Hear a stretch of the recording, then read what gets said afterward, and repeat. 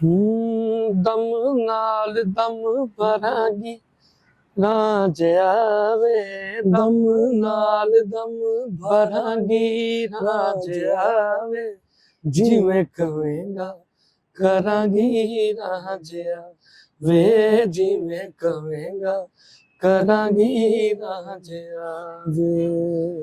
मुख मोड़ना यार दा कम नाही, मुख मोड़ना यार दा कम नाही, यारी तोड़ना प्यार दा कम नाही, यारी तोड़ना प्यार दा कम नाही, तेरे नाल मैं मरांगी राज आवे, तेरे नाल मैं मरांगी राज आवे, जिवें कवेंगा करांगी राज आवे, जिवें कवेंगा करांगी राज आवे।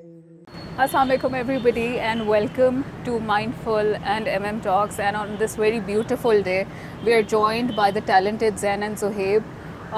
Thagiyan, Ranjia Ve, Haidariyam, they're just a couple of their very hit songs, and I'm sure Ranjia Ve, especially anybody who's on social media these days, hardly उन्होंने miss किया होगा. Tell me, what is your connection with music? What does music mean to you? सबसे पहले तो बहुत शुक्रिया आपका, और अल्हम्दुलिल्लाह मालिक की मेहरबानी से ये हुआ है, जो कुछ भी हुआ है सब कुछ हम अभी तक अपनी औकात नहीं समझते इस चीज़ को, ये मौला की मेहरबानी है सारी। तो हमारे लिए म्यूज़िक एक समझ लें कि हमारी ज़िंदगी है, हमारी सांस है, हम इसके बगैर जी नहीं सकते।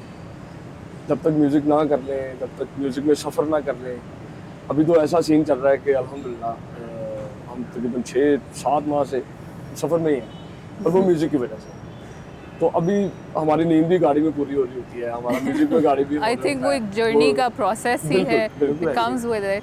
तो हमारा सब कुछ म्यूज़िक ही है, हमारा सब कुछ, हमारा ओढ़ना बिछोना, बैठना उठना, खाना पीना सोना, सब म्यूज़िक ही है हमारा अल्हम्दुलिल्लाह। जब आप ये कहते हैं कि आपका सब कुछ म्यूज़िक है, आई वांट यू कि आप हमारी ऑडियंस को बताएं कि how does it go back. आपकी family they have been into qawwali and music, and I am sure आप भी कवाली एंड म्यूजिक के अराउंड ही बड़े हुए होंगे। जी बिल्कुल। How has that been for you?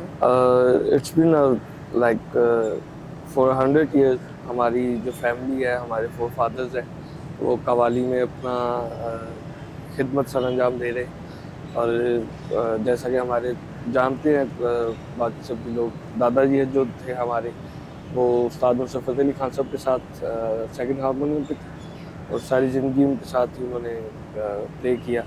Then उनके बाद हमारे ताया जी हैं, उस्ताद फैज़ अली फैज़, कवाली करते हैं, और वो जो असल कवाली है वो कर रहे हैं, अल्लाह उनको सलामत रखे।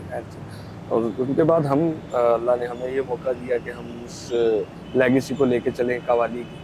तो बस कोशिश कर रहे हैं कि बड़ों का नाम जो है वो उसको मज़ीद रोशन करें, उजागर करें, और एक्सपेरिमेंट करते रहते हैं, कुछ ना कुछ बनाते रहते हैं। तो आप सबकी मोहब्बत से, सुनने वालों की मोहब्बत से आप पसंद करते हैं, तो अल्लाह पाक और मज़ीद अता कर देता है।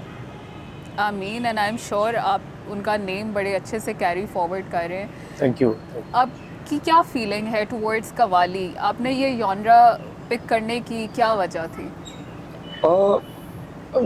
कवाली बेसिकली इतना हम देखा जाए तो हमारे लिए बहुत मुश्किल काम है कवाली, एज एन यंगस्टर्स, और जिस दौर में है हम अभी, कवाली बड़ा मुश्किल है उसको कैरी करना। बिल्कुल। लेकिन हम ये समझते हैं कि कवाली ने शायद हमें चूज किया है, क्योंकि इतना मुश्किल काम हम चूज नहीं कर सकते, हमारी इतनी बसात ही नहीं है, हमारी कैपेबिलिटी नहीं है, हम अपने आप को उस लेवल पे समझते ही नहीं है, ना कभी समझेंगे।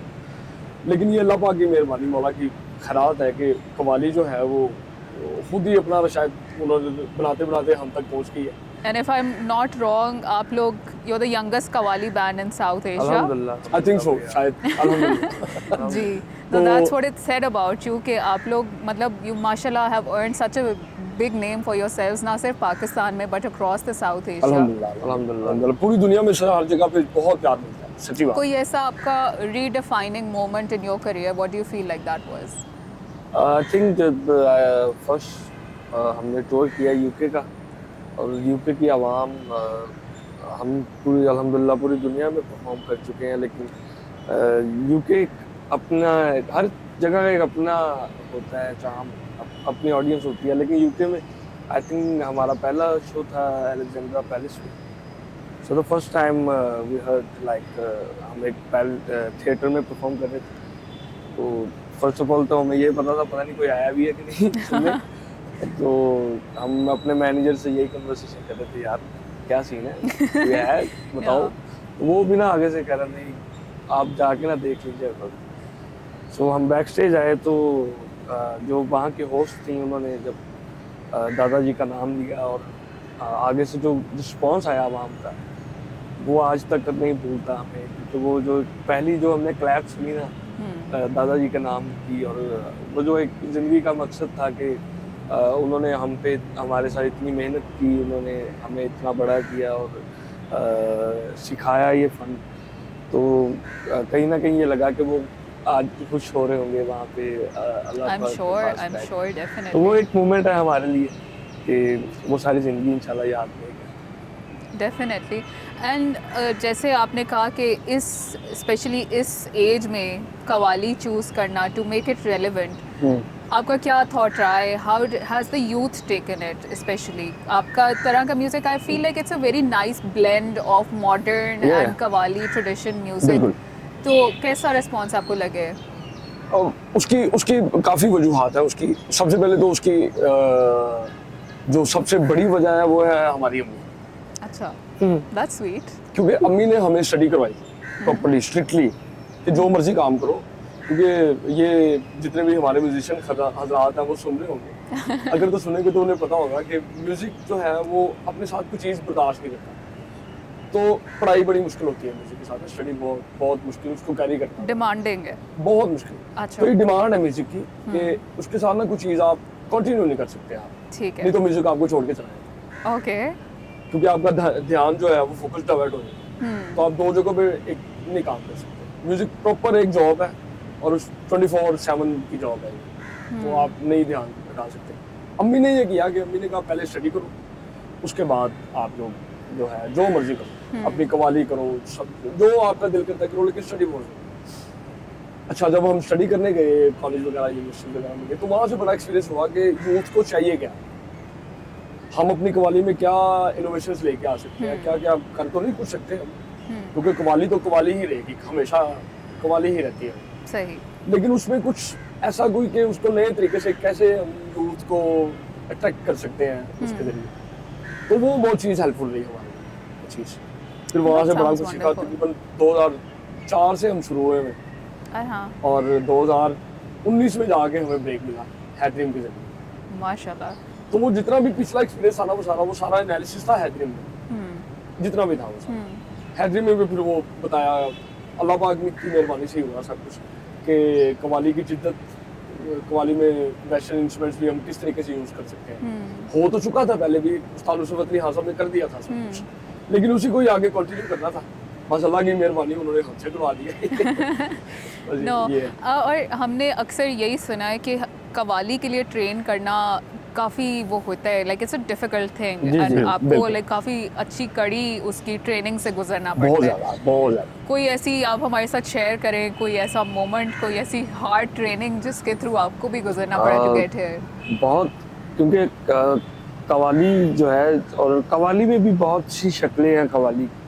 ये कुछ जो हम इनको कहते हैं इंडियन स्टाइल कवाली है, जो उसकी एक अपनी खूबसूरती है, अपनी शक्ल है। और हमारा जो बेसिकली जो स्टाइल है ना वो है पंजाब का स्टाइल, और वो बड़ा ज़ोरदार स्टाइल है, उसमें बड़ी चीज़ें आपको सीखनी पड़ती हैं।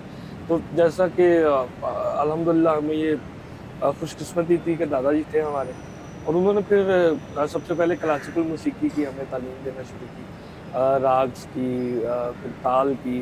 और बेसिकली तो भाई ने ज़्यादा लिया, मैं बड़ा शरारती मैं भागता रहता था इधर उधर, मुझे मार भी बड़ी पड़ी है कि तू सीखता नहीं है, तू ये नहीं करता, तू पहला नहीं मेरे को। लेकिन वो मैं लाडला भी था उनका, तो मैं रिग्रेट भी करता हूँ ज़िंदगी में कि काश मैं उनसे और ज़्यादा सीख पाता और ज़्यादा। लेकिन बचपन था तो कवाली भी कर रहे थे, लेकिन साथ साथ अपनी जो शरारतें थी वो भी कर रही थी। लेकिन वो जो जितना भी उनसे सीखा ना, वो उन्होंने हमें एक बेस दे दी हमें, कि ये बेस है, अब इसके आगे आप जितना भी करें। सीख सकते हो ना आप सीख लो। तो जब उनकी डेथ हुई तो उसके बाद यूट्यूब थी और हम थे, या खान साहब की जो कैसेट थी या पुराने जो उस्ताद गुजरे हैं, उस्ताद सामत अली खान साहब, उनको बड़ा सुना। फिर उस्ताद अमीर खान साहब हैं, उनको बड़ा सुना। ऐसे बहुत से हमारे जो क्लासिकल सिंगर, उस्ताद मेहंदी हसन खान साहब हैं, गज़ल में हर एक का अपना अपना जॉनर है। तो जिनसे हमें जो भी मिला हमने उनसे वो किया और कोशिश की कि हम उसमें से सीखें, कुछ ना कुछ निकालें अपने लिए। तो बस यही जर्नी है, वो आज भी चल रही है। बल्कि हम तो माइकल जैक्सन को बड़ा सुनते हैं, उनको जितने भी अरिजीत सिंह हैं, अभी राहत फतेह खान साहब, आतिफ असलम, सबको सुनते हैं, Because सबसे learning सीखते never हैं। stops, right? बिल्कुल बिल्कुल बिल्कुल। Yeah. तो ये जर्नी है, ये चलती रहेगी। और हम तो अभी भी अपने आप को स्टूडेंट मानते हैं, और बल्कि हैं हम स्टूडेंट, ये सीख रहे हैं, सबसे सीख रहे हैं। तो जहाँ से जो मिलता है हम ले लेते हैं। आपका अपनी प्रोडक्शन में से like what is your famous or what's your favorite song? ये ट्रिकी सवाल कुछ होता है ना, किसी का गाने के साथ जरा ज्यादा आपका वो होता है ज़ाहिर लगाव। है एक आर्टिस्ट को अपना काम जो कभी सेटिस्फाई नहीं कर सकता उसको, वो हमेशा ये चाहेगा कि इसमें भी ये गलतियां मैं अगले ट्रैक में पूरा करूंगा या अगली पेंटिंग में पूरा करूंगा, या Yeah. किसी भी वो फॉर्म में। हमारे बहुत से ट्रैक्स हैं जिसमें हम सोचते हैं यार क्यों पसंद आ रहे हैं इनको। हाँ अच्छा, there's another question that comes to my mind. जी, जी। आजकल जो म्यूजिक प्रोड्यूस हो रहा है, whether it's in Pakistan, whether it is India, whether it's Hollywood or whatever, हाँ वो प्रोड्यूस होता है विद पॉइंट ऑफ व्यू कि ये वायरल होना चाहिए, ये टिकटॉक पे चलना चाहिए, तो हमें उस नजरिए से गाने अब मिलते हैं बिल्कुल। प्रोड्यूस हुए हुए। बिल्कुल ऐसे ही है। How do you see that and how do you like cope with it? और question उस ये करने में ना आई फील लाइक एसेंस जो है ना म्यूजिक का, वो कहीं ना वो कहीं खत्म हो जाता है। खत्म बिल्कुल ऐसे ही है। होता है, हमें नजर आता है इन द रीसेंट अब बिल्कुल, म्यूजिक। क्योंकि आपका फोकस जो है ना वो किसी और तरफ चला जाता है, फिर म्यूजिक की तरफ नहीं रहता आपका फोकस। फिर आपका फोकस यही होता है कि आवाम क्या पसंद कर रही है, या फिर आप अपना आर्ट तो नहीं ना डिलीवर कर रहे हैं उन्हें। हाँ, वो you can't put forward like that बिल्कुल ना। बिल्कुल ऐसे। ये हमने भी एक्सपीरियंस किया है बहुत दफ़ा कि जो ट्रैक हमें लग रहा था यार ये चलने वाला है, कुछ होगा, वो नहीं चला, या वो हो सकता है आगे चल जाए। और जिस ट्रैक पे हमने कहा बस ठीक है यार ये अपने लिए है, ये अपने सुनने के लिए अच्छा है, हाँ। शायद आवाम को पसंद आए, वो आवाम ने बहुत पसंद किया, तो ये कुछ नहीं कह सकता इस मामले में कि ये ट्रैक चलेगा ये नहीं चलेगा। तो इसका सिंपली हल है कि काम करते रहो, ट्रैक निकालते रहो, और ये ना सोचो कि ये टिकटॉक पे चलेगा, या टिकटॉक के लिए तो कुछ बनाएंगे तो वो कुछ अजीब सा ही बन जाएगा। क्या आई बनेगा एग्री वो? 100%। वो आपका बेंचमार्क ये होना चाहिए हम हर आर्टिस्ट का कि हर बंदे के लिए होना चाहिए, वो चाहे टिकटॉक पे है चाहे टिकटॉक पे नहीं है, या जो भी सुने ना उसको रिलेट कर सके, उसको चाहे सुरों से चाहे लफ्जों से। आई सेकंड दैट 100%। बिल्कुल ज़ैन ज़ुहैब के फैंस अब क्या एंटिसिपेट करें? What's next from you guys? बहुत कुछ है, बहुत कुछ आ रहा है, बहुत कुछ बना रहे हैं, क्योंकि हमारी जो जर्नी है वो एक ही चीज़ हमने सीखी है कि रुकना नहीं है। जितनी देर अल्लाह ने ज़िंदगी दी है कुछ ना कुछ बनाते रहेंगे, कुछ ना कुछ सुनाते रहेंगे। तो काफ़ी प्रोजेक्ट्स आ रहे हैं, कुछ मॉडर्न है, कुछ प्योर कवाली। अभी रिसेंटली हमने एक एल्बम रिलीज़ किया अपना, वो प्योर कवाली है, जैसे उस्ताद नुसरत फतेह खान सब करते थे, without any cut, without any delay. क्योंकि अब तो स्टूडियो में ये हमारे पास फैसिलिटी है ना कि हम अलग अलग रिकॉर्ड कर सकते हैं, लेकिन तब ये होता था कि सब इकट्ठे बैठ के एक ही जगह पे एक ही वोकल रूम होता था उनका, वहाँ बैठ के सब रिकॉर्ड करते थे। तो हमने उस चीज़ को ज़रा रिवाइवल करने की कोशिश की है। एक पूरा एल्बम हमने अभी निकाला, और नेक्स्ट हमारे काफ़ी प्रोजेक्ट्स आ रहे हैं, जिसमें अभी तो रमज़ान, ये तो आई थिंक रमज़ान के बाद ही आएगा, लेकिन रमज़ान के ट्रैक्स हैं, फिर कुछ गाने हैं हमारे, गज़लें हैं, तो काफ़ी कुछ आ रहा है इंशाल्लाह। All the very best for it. Thank you for giving us your time today. जाते जाते आपसे, क्योंकि आपका इन्फ्लुएंस रहा है with such legends of music, अल्हम्दुलिल्लाह। कोई ऐसी एक नसीहत, कोई एक बात जो आप अभी तक फॉलो करते हो, that you got from your parents, your grand parents? हमने ये सीखा है कि आप अपने बड़ों से भी, और जितने भी हमें बड़े मिले, पहले तो उनकी बहुत बहुत प्यार, उनकी दुआएं और उनकी शफकत बहुत ज़्यादा हम पे रही है। उनसे ये सीखा कि जो लाइफ में डिसिप्लिन जो है ना वो बहुत ज़रूरी है, और हम्बलनेस जो है, ये काइंडनेस जो है ना, ये सबसे ज़्यादा समझ लें कि ये सक्सेस की है ये। तो ये उनसे हर बुजुर्ग ने ये, हर बड़े बंदे ने यही बताया कि, बल्कि बताया ना उन्होंने प्रैक्टिकल करके दिखाया कि आपने हमेशा डाउन टू अर्थ रहना है, हम्बल रहना है, और तबीयत में अपनी वो एक सेटिस्फेक्शन और तहम्मुल रखना है आपने, क्योंकि जो मिलना है वो मिल के ही रहना है, जो नहीं ना मिलना वो जो मर्जी कर लो वो नहीं मिलेगा। बेशक। तो यही सबके लिए है एडवाइस। हम इतने बड़े तो नहीं कह सके कुछ, लेकिन सबके लिए यही है कि यार जरा सुकून से, इत्मीनान से और हम्बल तरीके से चलते जाएं, यार आप खुद ही रास्ता मिल जाए। That's wonderful advice. Wonderful. Well, thank you so much once again, and Thanks so I had a much. lovely chat with you. Thank All you. the very best for your future, inshallah. फिर हमारी मुलाकात होगी Inshallah. ज़रूर in time. Thank you.